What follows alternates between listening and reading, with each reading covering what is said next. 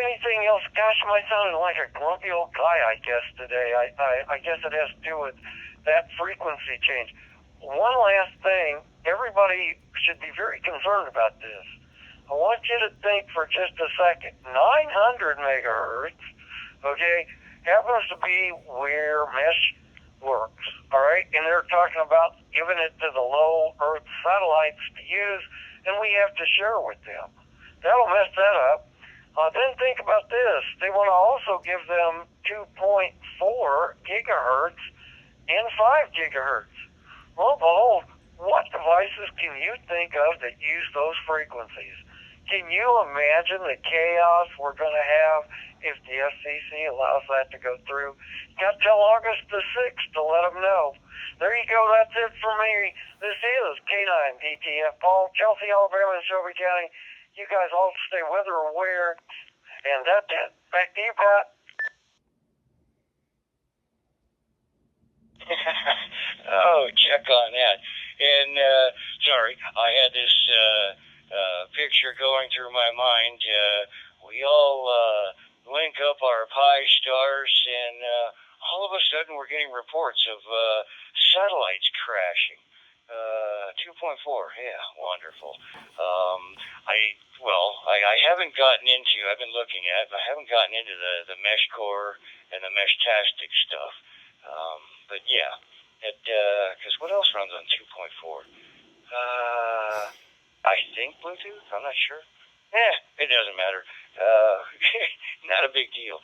Anyway, that's the end of the first round there. I do have a second and third round starting. My point is I'm going to take a break for a second here and double check. Is there anyone else out there that was not recognized earlier, or you're just tuning in, you'd like to get your name on the list? Please jump on in there. Operators are standing by to take your calls. KL3, Juliet Hotel.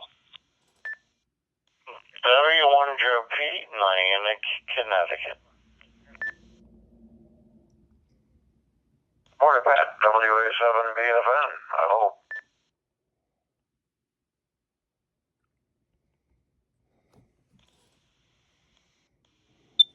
Yeah, Green Acres.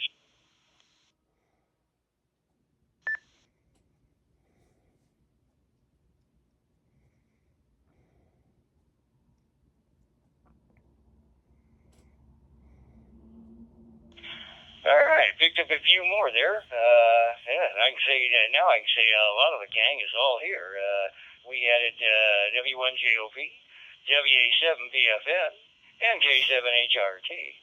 So, all right, I'll go ahead and get back to not the top of the list, and we'll start over. So, the top of the next group, we'll start that out with Robert, W9EGL. Thank you, Pat, and howdy, kids. W9EGL, Robert in central Alabama, where it's 77 degrees and full of rain. Fortunately, Mrs. Bunny made her morning run to the farmer's market. We've got one that meets at one of the local shopping areas. The number of participants and the number of vendors dwindles as the summer goes on. The first day, it's packed. And then each week we lose people. And so she said that it was kind of sparse. Some of the vendors are gone, and she got what she could. We were also discussing some paperwork she has to get from the state of Alabama. And we discussed a project I did for the public health department around 2002. I was hired on a contract at the public health department, and they kept track of all the birth, death, marriage, and divorce records. And I developed a system that allowed them to check the data entry on the information they were keying, what they were doing before. And the reason that they didn't do it is because, well, gosh, it will just slow us down if we have to have checks on our data entry as we're entering the data.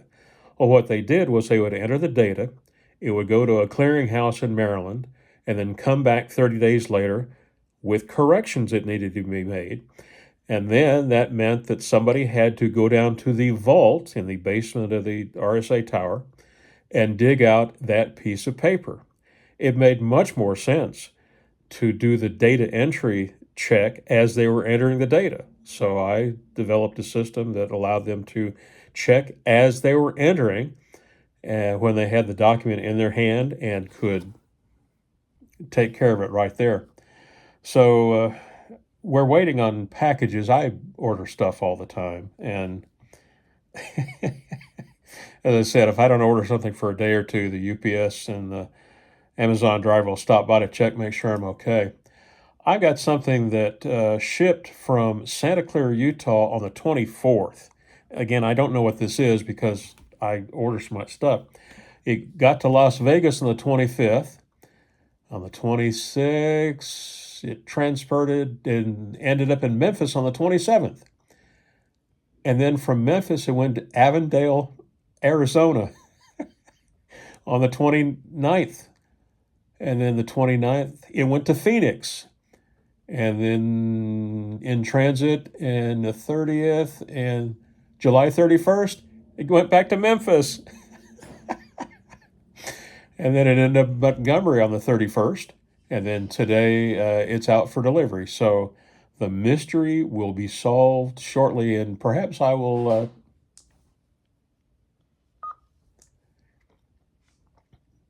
Looks like I ran over time.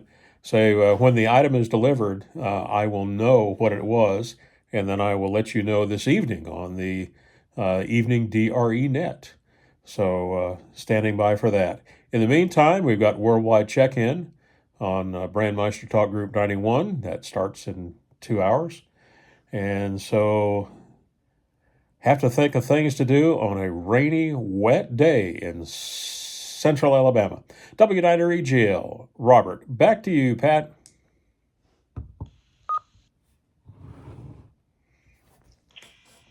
Check on that. Oh, shame on it. You know, I haven't had that problem with mail being, well, really wonky. But that brings back memories of being in the military. My fiance, this is way back in the 80s, my fiance sent me a letter, and we had been corresponding. I had been corresponding with my folks as well. The whole point, I knew they sent it. If they put it in the mail Monday, I better make sure I'm there for mail call Wednesday. I had something like that happen. Like, about a month and a half later, I got a call for mail call, and doggone it, the letter my fiance sent me a month ago finally showed up, and it was stamped from like every post office in South America. Kind of weird. Anyway, so I just know what you're saying about it going everywhere else but where it was supposed to go. Anyway, thank you there, Robert.